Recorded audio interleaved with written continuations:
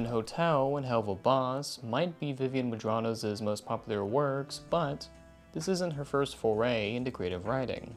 Many years ago, she created a comic series called Zoophobia, that in which got made as a pilot on her channel in September of 2020. But what is it about, and how does it stack up against her other works?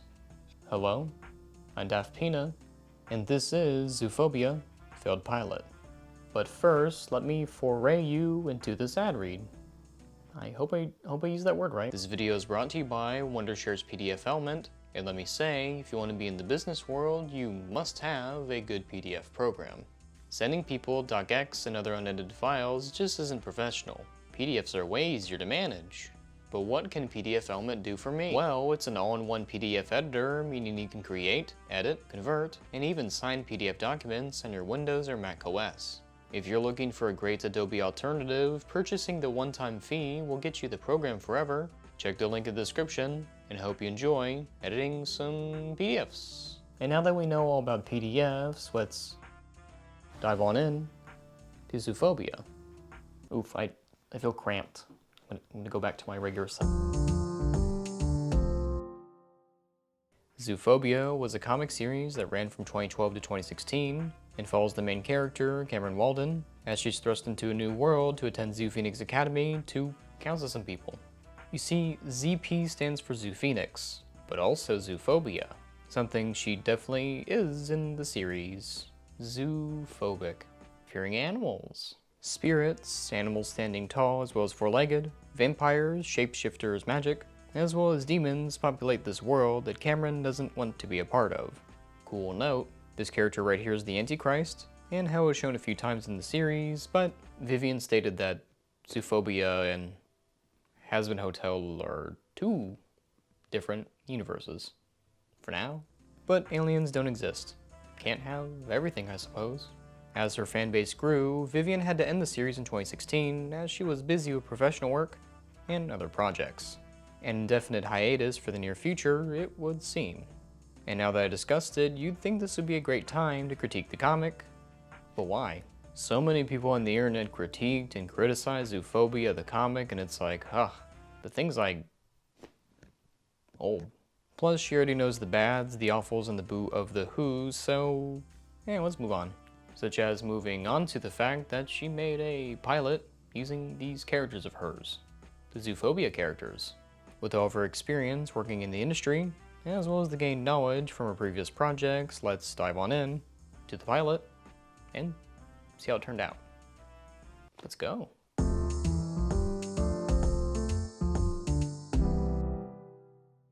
Instead of revolving around the human character Cameron, we instead follow the school band that was introduced fairly on to the comic. Oh, and I hope you don't mind that my cat showed up.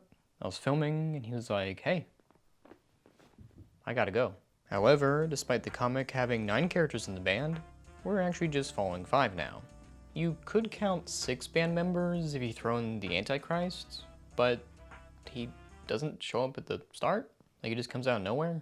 I think following the band instead of Cameron was a great change overall, as not only are these characters more marketable and more interesting to watch, because furries, I think this was a great change overall, as cutting down the characters makes them more focusable, but this is a good transition into cutting out the fluff.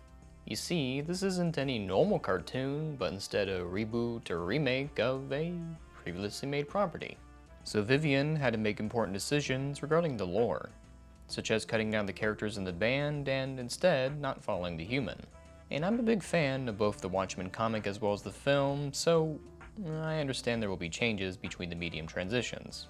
First off, as mentioned before, Cameron isn't seen in the short, but background characters from the comic do, so if you recognize them, good reference. As mentioned before heavily, the choir band got cut down, and first and foremost, unlike the comic, which followed way too many plot lines, which felt like an ensemble cast times 3, this short focuses on the band, particularly Zoe and Jack. And they are 2 friends that consider themselves the best of the variety of friends. But what conflict can these high schoolish, teenish people get into? Did Zoe forget his anniversary? Did a demon get loose in the school? Was there... I don't remember what else happened in the comic. We focus on Jack's curse, which, like the trait in Sims 3, makes him have bad luck without the threat of death. But unlike in The Sims, Death finds it funny, while in this, Jack does not. In the shorts, not much was mentioned about the curse, just that he has it. Now we could look into the comic to see why that is, but no. I wanted to focus more on what she presents the audience and not looking at the comic, as it feels like a situation for Star Wars Legends. Very interesting to know about, but most likely not canon. So let's see what they say about it. That's the thing, Zill. This curse, it can't really be fixed. You know that. I know, but it can be helped. I don't think so. So the short is about Jack's curse and Zill wanting to help out throughout the day. However, the tough part about having an immortal character is the tension, because they can't die. So instead, we actually focus on how it affects other characters, like Zill, who gets hurt after helping in a montage. Jack explains that he doesn't want anyone to help him anymore, and doesn't want Zill to get hurt anymore. He runs off into a forest where he encounters a monster. Zill wrangle-dangles up his friend, saving Jack from the previously mentioned monster. Then Jack says, "Whoa, thanks friends, glad I have you." And then the A-plot ends. And so the lesson we learned is that it's okay to get help. But what did Zill learn? Nothing. A more interesting dynamic would have been Zill realizing that Jack can handle himself in certain situations. Perhaps during the fight, the monster is winning against his friends, but Jack is able to distract the monster by throwing his dismembered foot at him. His friends could escape the evil clutches of the villain and defeat him. Zill would acknowledge not to baby Jack all the time, and Jack would see the value of friendship by working together. And there is a B-plot, if you can call it that, with how little it shows up in the cartoon. A character named Rusty, a dog, berates Jack for having a curse, asking if it's contagious as a joke. Yeah, this bully making fun of a person's disability is awful, but it's way toned down compared to in the comics. Rusty tells Zill to drop the nice guy act, asking him to throw a punch. And he leaves. And at the end of the pilot, Rusty finds Zill and Jack again berating him for his curse, and then Jack owns him by saying, "At least I have friends," causing Rusty to get mad and leave. Just like what happened in Cool Cat. With how little it affected the plot, it would have been a good callback if, at the end, his words came full circle. Referencing the punch and the curse affecting others, something could come at Jack, only for him to dodge it, hitting Rusty instead. A joke could be made from the characters about Rusty getting hit, and Rusty would leave. Rusty's words at the beginning in this plot still work as a red herring for what actually happens. But having a bit at the end lets his inclusion actually impact the story, showing that the characters can grow when, hey, we learned something. And what we learned is Rusty hates his name. Give it a rest, Ruben. You're acting like a brute. Hey, you stay out of this, and don't call me that. On another note, the musical numbers are fun. And me being a fan of songs and dances, such as the Book of Mormon, Wicked, Hamilton, Itchy and Scratchy, and West Side Story, I was glad to see some catchy songs in there. However, there are two things I have regarding the musical parts that I dislike. Kind of. There's only a 1-minute cooldown time between the second and third song, as if I got whiplash between each one. You could have spaced these out a bit more. I'll never be free. I feel like the curse is me.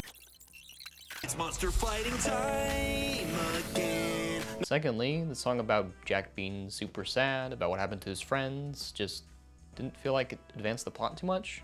Because all that really happened in it is he moves from here to the monster. Maybe to space out the songs more, the song could have been the montage of Zill saving him, with the song ending with Zill getting hit by a wrecking ball. Comedic timing. And speaking of timing for sound effects, it was a nice touch to see and hear, well, hear really, musical instruments every here and there when the characters move. I made them up. You sure did, buddy. Ow. You okay, dude? And the only bits about voice acting I would mention was the direction Vivian gave these two particular characters. Zill just sounds like Sonic. So you're having an especially off day. Big deal. Nothing I can't help you fix. Which mainly boils down to the dialogue. He's always happy, loves his friends, and never backs down to help save his friends. Sonic. Secondly, Kayla has a heavy Australian accent despite her song voice having an American accent. What were we waiting for? Why did it take so long? Well, besides the Inferno, I think that sounded pretty fire.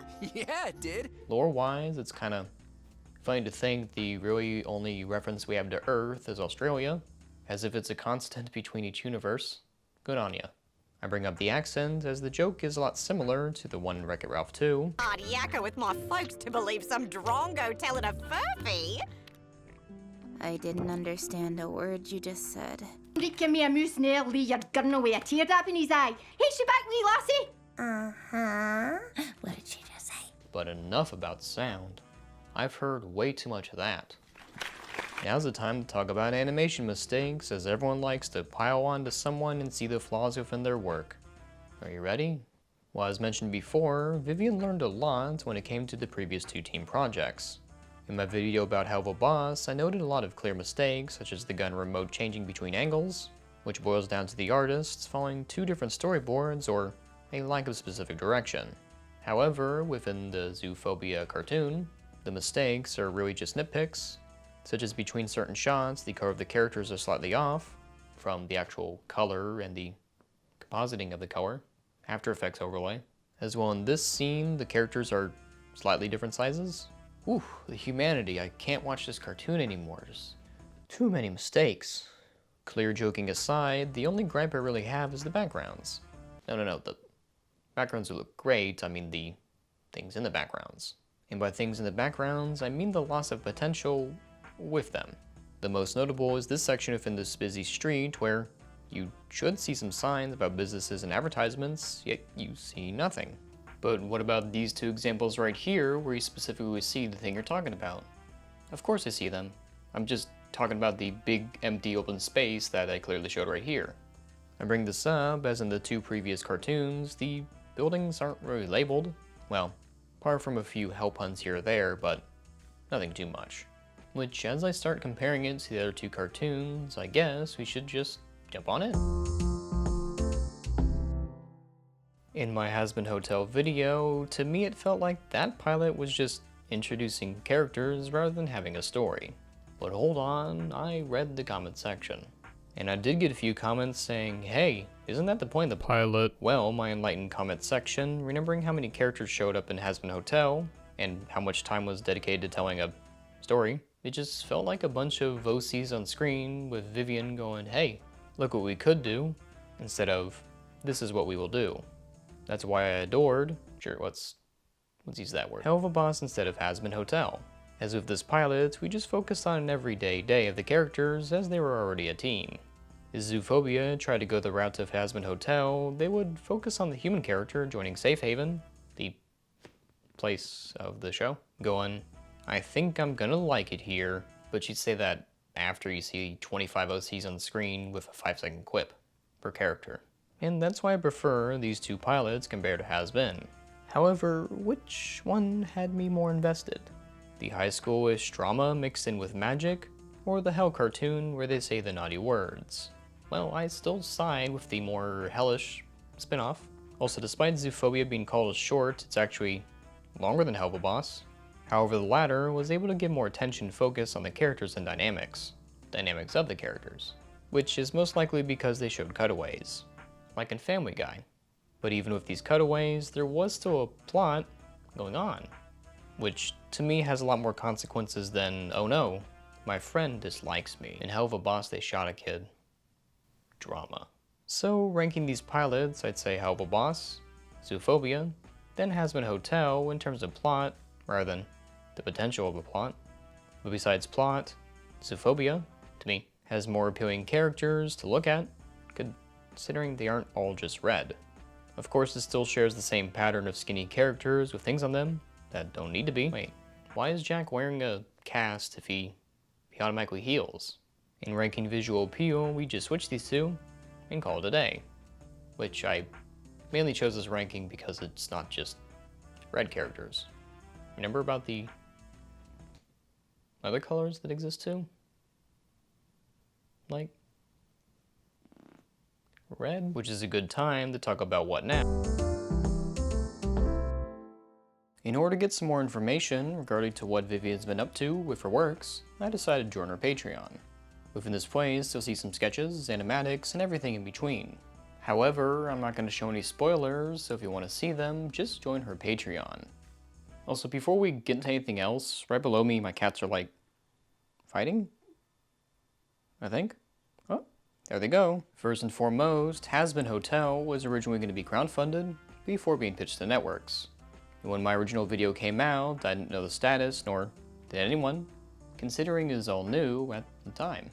And I was skeptical about the future, as I've seen a lot of supposed pilots that, despite being popular, never got made into anything else, except for this one. However, something happened August 7th, 2020. Vivi announced days prior that there was going to be a special announcement coming out. And considering the last time she did this, they were just merch drops, so I wasn't thinking of it. But then, the unexpected happened. The company behind Uncut Gems and The Lighthouse announced they're working with Vivian on her series Has Been Hotel. I was very surprised and saw that everyone was excited. But not too much detail was gone in there, nor said on Patreon, but I've seen stuff like this before with Bee and Puppycat. A well-liked series, as in I liked it, and so did many other people. However, despite having great popularity and a good budget, over time the space between episodes became greater and greater, and a lot of the fans couldn't watch the show. You see, new episodes were to be released on Verve at the time, causing there to be a paywall. So most of the YouTube fans were like, why? Why do this? Also of note, despite the series coming out in 2013, a new season's coming out on 2022 on Netflix. So when you look at this announcement and how it's worded, there's no indication of where or when it will be, and how much the paywall will be. So be prepared for a wait. So while we wait for Has Been Hotel, in regards to YouTube content, we have Helpful Boss, Zoophobia, and Shorts. Like Seth MacFarlane back in the 2010s and even today with his deal with NBC, Vivian has a lot of eggs in many baskets. I do look forward to the upcoming season of Helpful Boss on YouTube, and as we speak, we'll see some very soon. And recently last year, Vivian released a Holidays cartoon short, and that was pretty fun to see. As for Zoophobia, she does have another short up her sleeve, however, that's why I call this video a failed pilot and not a failed short. I mean, if it was as long as Holidays, I wouldn't make this video, but I could make a video over a music video. Do you want to see that? Could be fun. And I call it a failed pilot as it never really got a chance like her other shows to become a series. Unlike Has Been and Helpful Boss, it wasn't advertised enough on Twitter, and if given the chance, could have had a fan base separate from her other cartoons. But what of her shorts? Well, in a November update, she mentions that she wants to make a short based on Timber, a music video of hers, a musical of some sorts, dinosaurs, and everything under the sun from family friendly to edgy. It's nice to see that you have all these lovely OCs you want to breathe life into, but it feels like you only give one breath just to make out with another sketch, letting the fan base of the previous one die out. With Vivi wanting an edgy as well as a family-friendly series as a constant for her fans, Zoophobia could have been just that. No cursing here, boyo. But hey, anything can happen. Maybe the furries haven't caught on to this, or maybe the thumbnail wasn't eye-catching enough. 4 million views is nothing to sneeze at, but it looks like more people caught the cold with Has Been and Helpful Boss. But let's get into the final thought.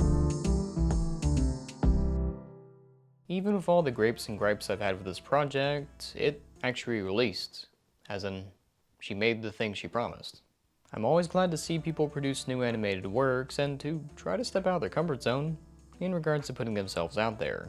Even I've been working on a little cartoon that'll be released on my second channel in November, so subscribe as you don't want to miss that. But going back to Zoophobia, the hard work of the animators are seen within this cartoon, and their efforts are not wasted in the slightest. And even Vivian herself learned how to communicate better with her team in regards to the visual aspect. And overall, the short looks a lot better visually as, hey, there are other colors besides red. Like pink. Although I dislike the plot of the short, well, I mean, aspects of the plot, I do like the general idea of this Zoophobia remake. To follow these animal characters gives a better focus on their dialogue and character interactions than if, say, she introduced the human character and all the hell characters and the other stuff she had in her comics. Too complicated. Overall, if you haven't seen the short or any other of Vivian's works, then go check out her channel and support her on Patreon if you want to see more stuff. But right now, we have to announce the winners of the XP Pen contest. At Norishio won the Deco Mini 4, at Draws Taco won the Deco Mini 7, and at Joji won the Innovator 16. Special thank you to everyone who entered, and I hope the winners enjoy the drawing tablets. Also, special thank you to the patrons you see on the screen right now, as if it wasn't for them, this channel wouldn't be possible. And if you haven't already liked and subscribed, please do so. You can also check out merch, my Twitter, and Discord if you wanted me there. But until next time, please, don't forget to have a...